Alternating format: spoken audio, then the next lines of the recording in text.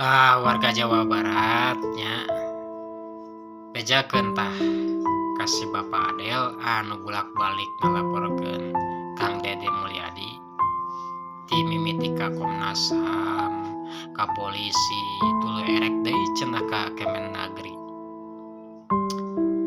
Bejakeun tah warga Jawa Barat sugan berenana tuh nepi ka si Bapak Adel ya. Ari Bapak Adel boga sifat manusiawi henteu, boga rasa manusiawi henteu, main ujug-ujug ngalaporkeun. Nyaho Kang Dedi teh keur ngalaksanakeun kawajiban. Da kusabab boga kewajiban, da berat jadi pamimpin teh. Tah Kang Dedi Mulyadi teh keur ngalaksanakeun kewajiban. Hayang cumpon kewajibanana. Nah, iku Bapak Adel betil maam dilaporkeun, ujug-ujug dilaporkeun. Boga sifat manusiawi henteu nya ieu Bapak Adel.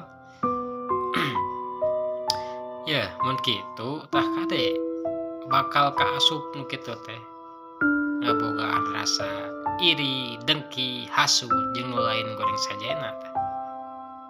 Kade Bapak Adel lamun geus kitu ruksak tah Bapak Adel dina sagala rupana. Tah kadenya Bapak Adel yang ngabejaan we ieu mah ya kuring nya.